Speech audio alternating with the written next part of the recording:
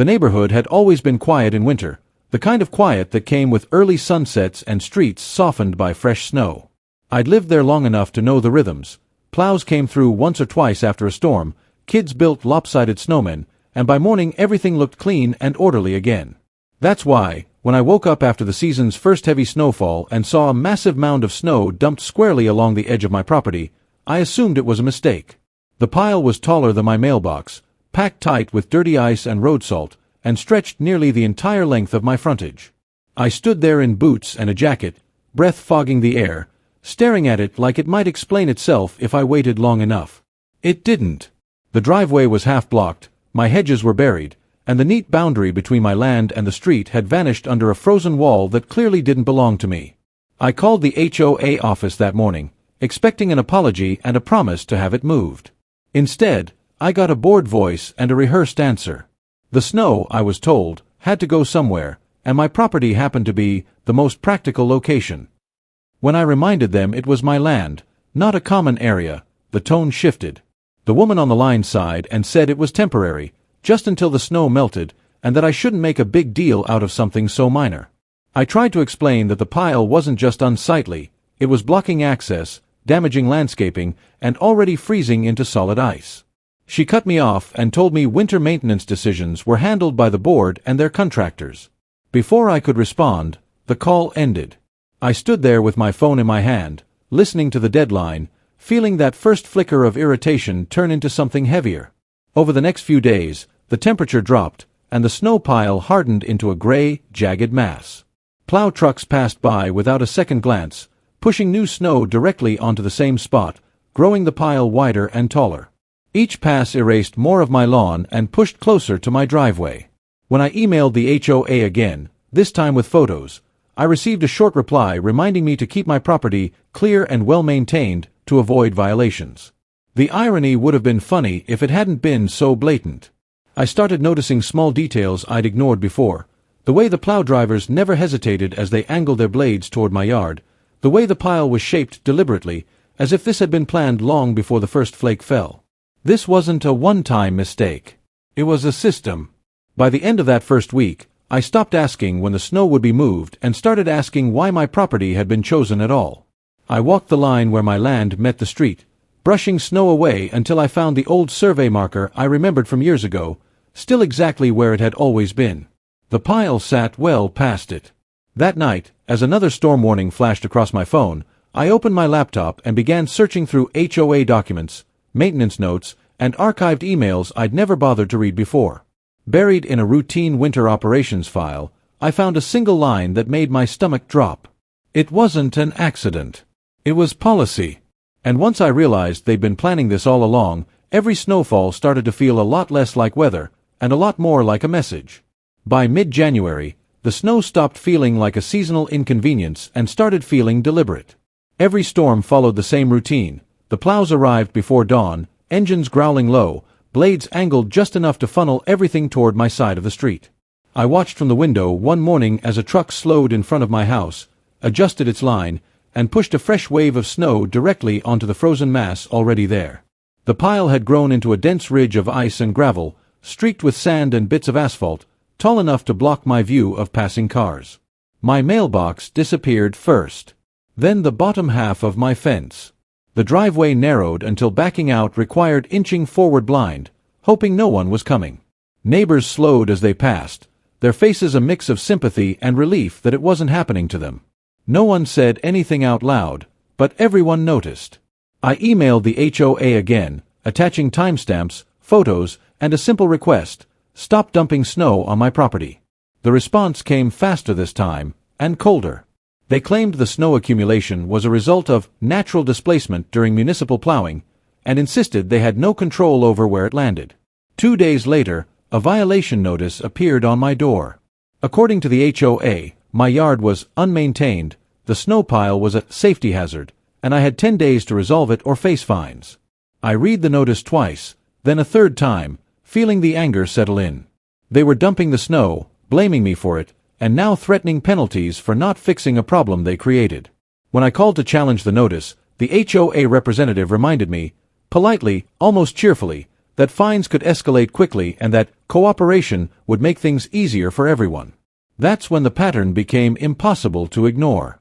The storms kept coming, and with each one, the pile grew larger, more solid, more permanent.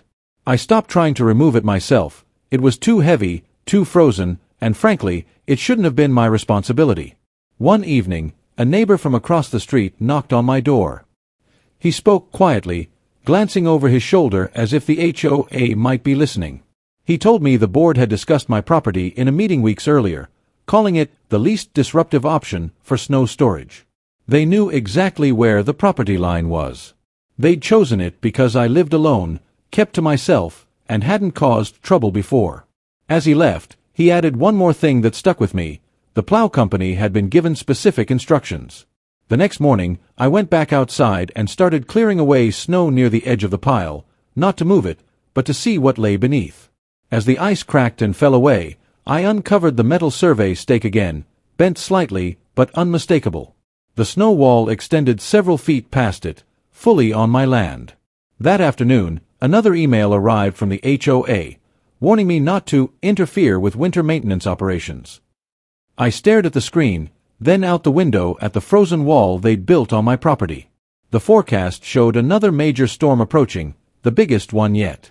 And for the first time since winter began, I stopped thinking about how to get rid of the snow, and started thinking about what would happen if I didn't. Because once I realized they needed my land more than I needed their approval, the power balance started to shift. The storm they'd been warning about arrived overnight, heavy and relentless, burying the street under inches of fresh snow and sealing the older piles into solid ice. By morning, the ridge along my property had transformed into something else entirely, thicker, higher, and fused together like a single frozen structure. When the plows came through, they didn't hesitate. They pushed more snow straight into the same spot, building upward instead of outward, as if they were stacking bricks. I watched from the porch as the last truck passed, leaving behind a wall that now reached above the hood of a parked car. It blocked my view, narrowed the street, and cast a long shadow across my yard. And for the first time, instead of feeling helpless, I felt certain. This wasn't weather anymore. It was use. Unauthorized, intentional use of my land. That afternoon, I pulled every document I could find. Property records, HOA bylaws, city ordinances, and the winter maintenance contract the board had approved years earlier. The language was dry and dense, but one thing stood out immediately. There was no easement, no right-of-way, no clause giving the HOA permission to store snow on private property. The plow contract made it even clearer. Snow was to be pushed to designated common areas or removed entirely if space ran out. My yard wasn't listed anywhere. I printed everything and highlighted the relevant sections, the words starting to blur as anger gave way to focus. They hadn't just been careless. They'd crossed a legal line and kept walking as if it didn't exist. The HOA must have sensed the shift, because the emails changed tone almost immediately. What had been dismissive became threatening. I was warned that interfering with snow operations could result in fines, legal action, and liability if anyone was injured. One message suggested I take reasonable steps to reduce the height of the pile for public safety. I replied with a single sentence, attaching copies of my property survey and the relevant bylaw sections. I stated that the snow was placed entirely on my land without permission and that I would not remove or alter it. The response was immediate and furious. The HOA president accused me of being uncooperative, selfish, and a danger to the community. She demanded I grant temporary access so the plows could continue as usual. I didn't respond. Instead, I did exactly what the law allowed me to do. Nothing. I didn't shovel the pile. I didn't chip away at the ice. I didn't stop the snow from accumulating where they put it. The temperatures stayed below freezing, and the wall hardened, layer by layer, into something dense and immovable. Cars slowed as they passed, drivers confused by the narrowing roadway and the sudden blind spot at the corner. Complaints started circulating, not about me, but about the street. The HOA sent another notice, this one claiming the snow wall was now an obstruction, and that I was responsible for removing it. I read it carefully, then filed it away with the others. By then, the wall wasn't just on my property, it was affecting theirs. Late one evening, as I stood outside listening to the distant hum of traffic struggling past the frozen barrier, my phone buzzed with a new email. The HOA had contacted the city, claiming I'd created a hazard and demanding enforcement action. I looked up at the wall they'd built, untouched by my hands, and felt a strange sense of calm. If the city came, they'd bring an inspector. And inspectors, unlike HOA boards, care very much about property lines. Because once the city got involved, the wall stopped being my problem and became theirs. The city inspector arrived 2 days later, just after sunrise, his truck slowing as it approached the narrowed stretch of road in front of my house. He didn't need directions. The wall announced itself long before he reached it, a solid, uneven ridge of ice and packed snow towering along the edge of my property, forcing traffic to funnel into a single cautious lane. He parked, sat there for a moment, and simply looked.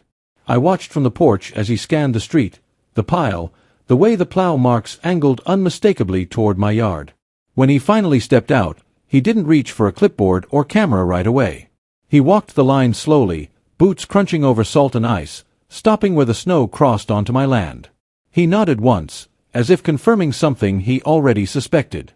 The HOA president arrived in a rush not long after, her car sliding slightly as she pulled in too fast. She launched into explanations before the inspector could even greet her, talking about safety, community needs, and uncooperative homeowners. She pointed at the wall and then at me, insisting I'd refused to maintain my property and created a hazard by letting the snow build up. The inspector listened without interrupting, then asked a single question: who put the snow there? The silence that followed was sharp and immediate. When she finally admitted the HOA's contractor had been pushing snow toward my property all winter, the inspector asked if they had written permission or an easement. She said no, but argued it was standard practice. He shook his head and told her standard practice didn't override property law. What followed was not a debate. The inspector explained, calmly and clearly, that dumping snow on private property without permission constituted illegal disposal. Any obstruction affecting public roadways caused by that dumping was the responsibility of whoever created it. He pointed out the survey markers still visible beneath the ice and noted that the wall extended well beyond them. The HOA president tried to argue that I could have removed the snow earlier. The inspector cut her off. I had no obligation to remove material illegally placed on my land, he said, and I certainly wasn't required to grant access for continued dumping. He took photos, measured distances, and made a call from his truck. By the time he hung up, his tone had shifted from investigative to procedural. Citations were being issued. The change was immediate. Within hours, the HOA sent out an emergency notice to residents, blaming unforeseen winter conditions for the street issues and promising swift resolution. Plow trucks returned, not to dump more snow, but to begin the slow, expensive process of removing the wall entirely. Heavy equipment chewed into the ice, loading it onto trucks for transport elsewhere. The street reopened, traffic flowed normally, and the wall that had dominated the block for weeks disappeared piece by piece. As the last truck pulled away, the inspector handed me a copy of his report and told me, almost casually, that if the HOA contacted me again about snow, I should forward the message directly to the city. I stood there in the quiet that followed, looking at my restored property line, knowing this wasn't just about snow anymore. The HOA had been exposed, and they weren't done paying for it yet. Because once the fines hit and the bills came due, the HOA's winter problem turned into a year-round reckoning. Spring didn't arrive all at once. It crept in slowly, melting the last stubborn patches of ice and exposing the damage winter had hidden. With the snow wall gone, my yard looked scarred, flattened grass, broken branches, and gravel embedded deep into the soil. A week after the inspector's visit, I received copies of the city citations issued to the HOA: illegal dumping, obstruction of a public roadway, and failure to follow approved snow removal procedures. The fines were substantial, but the real blow came with a follow-up notice requiring the HOA to restore any private property damaged by their actions. Contractors appeared with clipboards instead of plows, measuring, photographing, and quietly admitting they'd never been given permission to use my land in the first place. The winter they'd tried to push onto me was officially theirs to clean up. The HOA board meeting that month was standing room only. Neighbors who had avoided eye contact all winter now showed up with questions, complaints, and copies of the inspector's report in hand. The president tried to control the room, insisting the situation had been misunderstood, but the documents told a different story. The plow contract had been violated. The maintenance notes that singled out my property were read aloud. When someone asked why one homeowner had been chosen without consent, there was no good answer, only deflection and frustration. By the end of the meeting, a motion was passed to suspend the current snow removal agreement and open a formal review of the board's actions. For the first time since winter began, the HOA wasn't issuing warnings. They were answering them. A month later, the resignation notice went out. Short, vague, and carefully worded, it cited personal reasons and thanked the community for its support. The new interim board wasted no time undoing what the last one had done. A written apology arrived in my mailbox, along with confirmation that the HOA would cover full restoration costs and update its winter operations policy to prohibit snow storage on private property, without exception. The plow company quietly terminated its contract, unwilling to be associated with the violations. When the next snow season planning memo circulated, my address wasn't mentioned at all. Not as a problem. Not as a solution. Just another property line, respected at last. By the time summer settled in, the grass had grown back thicker than before, the fence repaired, the mailbox replaced. The street looked ordinary again, as if nothing unusual had ever happened there. But I knew better. Every time I walked the edge of my yard, past the survey marker still firmly in place, I was reminded of how easily authority drifts when no one challenges it, and how quickly it collapses when boundaries are enforced. The HOA never dumped snow on my property again. They never knocked on my door. And in a neighborhood that prided itself on order, the quiet that followed felt different. Not imposed. Earned.